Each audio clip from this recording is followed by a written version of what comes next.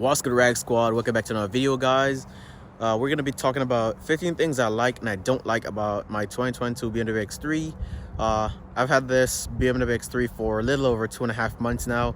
The car has 2,800 miles on it so far, so a reasonable good amount for me to be able to give you guys a quick overview of everything that pretty much living with the car for over 2.5 months. So my first dislikes is actually the silver grille. I actually hate it.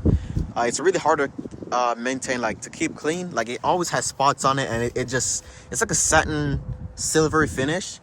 But I actually wish it was black, and yeah, I'm not a fan of it. However, we're gonna be fixing that real soon because I already ordered the black double ribbed M Sport grille from the X3 M40i. So we're gonna be fixing that here in a little bit as soon as it gets here. Moving on to the sides, I do not like these side mirrors simply because they are they're so small, actually, or not even small, but the way they're positioned. If I go in my driver's seat and everything is obviously set to my driving position, so these side mirrors, they have like a weird curve to it, especially like at the end of it right there. I'm not a fan of these side mirrors, so that's probably my second thing that I actually hate about this X3. However, they've been fantastic. They do the job. So the next thing on the interior, guys, that I really hate about the 22 X3 is this piano black finish right here. It's not as much as in some of the cars, and it's really only a small area compared to the rest of the inside, like the driver focus center.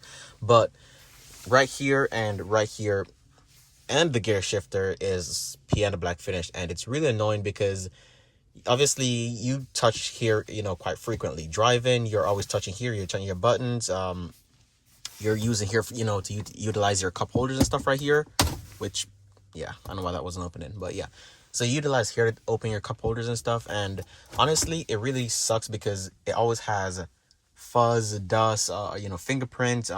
You can see right here, that's actually a fingerprint as well. So yeah, the piano black finish right here is not the best. I really hate it. I wish it was maybe a matte finish or even leather. It probably would have been much easier to maintain and keep clean. Maybe if they actually put the same trim like they put on the upper dash right here, maybe that would have been much better. But it's just hard to maintain and keep clean, especially when you're always touching it and driving and stuff. The next thing on my interior list of don't likes are actually this digital cockpit. So this is a $900 option from the Live Cockpit Pro package, and I think it's worth it. I think it's really worth it in terms of what it does, but BMW could have did a lot more with this entire area. They could have made it a lot more configurable instead of just having that map in the center that I pretty much never use, or just being able to use the BC button to configure only the right side of the screen. I think they should have made it configurable to the point where you could have changed everything completely, maybe like a different design or like a different view, but instead you're only able to change what's on the right side, which includes your gear, your modes, your mileage, your horsepower and torque figures and stuff like that you pretty much never really use, especially in an X3. So I think they should have made it way more configurable, maybe like have a full map display, or even having your CarPlay up here or stuff like that. But I think it's not as intuitive as it could be, considering that BMW does so good with the iDrive 7 screen right here. This is so good in itself, and we'll talk about that in a sec, but they could have done better with this. So while we're still on the insides, the iDrive 7 screen right here, this is a 12.3 inch display for the LCI updated 2022 BMW X3, and I think this is fantastic. It's probably the best infotainment system in any car right now, or in the market in general. It's really intuitive. It's really easy to use. Everything is just so easy to it's laid out right there. It's pretty easy to use. You have your iDrive controller right here as well, and it pretty much doesn't distract you while you're driving, to be honest. You always have your CarPlay as well. That is also wireless, and it's been fantastic. Being that we're still on the interior likes and don't likes, I'll touch on these seats. These are probably my favorite part of the interior, not because of the color, but they're really comfortable. It's not as adjustable as they could be. especially that the passenger seat doesn't have the lumbar support due to the COVID parts shortage. But this seat is an 8-way powered, and it's really comfortable, especially with the thigh extension right here. I've done a 5-hour road trip in this car since I got it. So when I went to the BMW Performance Center in South Carolina, that was a 10-hour road trip total with a round trip. And these seats, they were fantastic. They bolster you in place really good. The headrest is really comfortable. I really like it. And even though this is the Sensatec leather package, or I should say maybe vinyl, it's really comfortable. It's really soft, and it does the job. I didn't feel the need to upgrade to the Vernasca leather, but this is fantastic.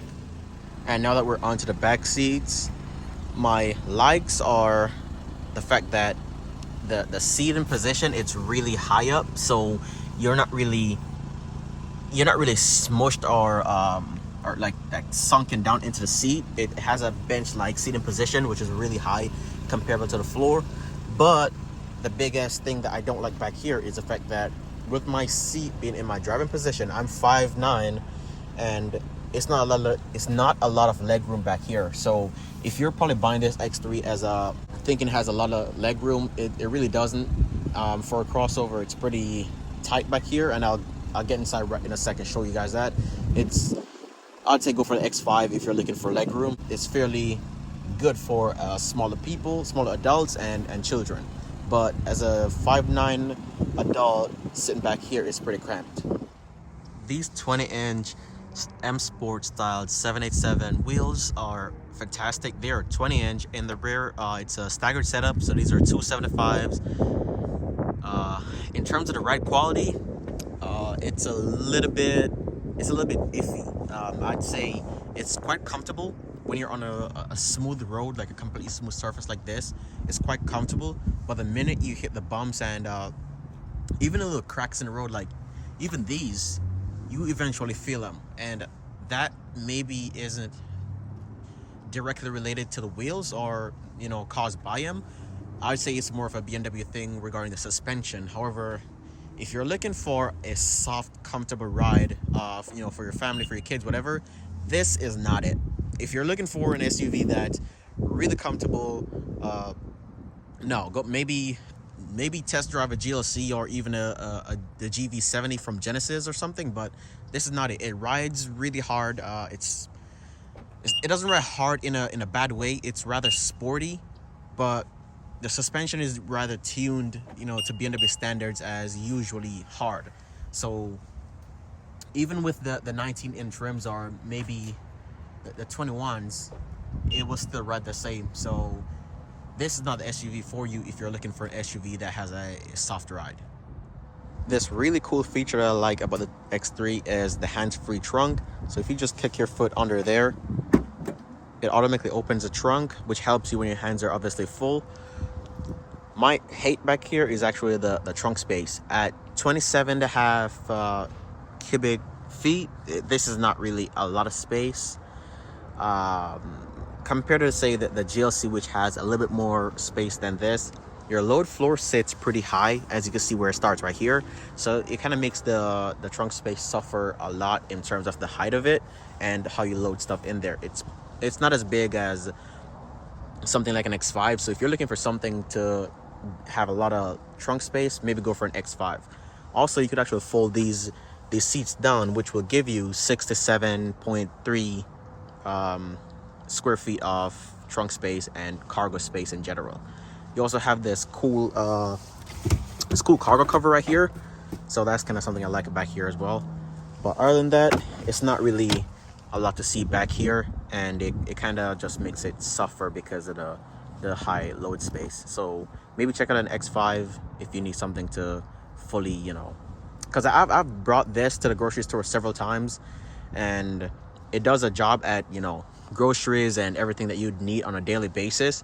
But if you're gonna be going out of the ordinary and bringing a stroller and all that type of stuff, you maybe want a lot more leg room and a lot more trunk space. So what is my driving impression of the 22 X3? I'd say it's really good. It's comfortable for me because this is the SUV that I prefer. I don't want a soft ride, but as I'm going over this little bump right here, you actually see it's pretty stiff. Even not being, you know, the M40i, just being the 30i, it's still stiff. It has the average BMW suspension. It's tuned for a sporty ride, and as we about to approach this little turnaround point right here, it's pretty small, it's pretty nimble, it gets you in and out of spaces pretty quickly. The turn radius is 20 feet or 6 meters, so it's relatively small to do, you know, an average 3-point turn. So it's an SUV for the everyday drive, the everyday comfort. So as you can see on this road right here, it's pretty smooth. It's pretty it has a few little bumps on it though, but like I said, the X3 drives like a BMW, and you gotta give it a BMW though for making this X3 drive the way it does. They have a good reputation of allowing these vehicles to drive like sports sedans pretty much. This drives no different than the 3 Series that I've driven multiple times. You gotta really give it a BMW for that. They've done a really good job at, you know, at making their SUVs just drive.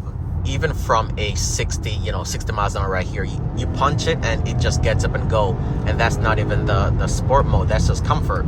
So like I said, it gets up and it goes, and you overtake everyone in the street pretty quickly. You know, everyone looks like they're standing still the minute you punch it. So it's a great SUV.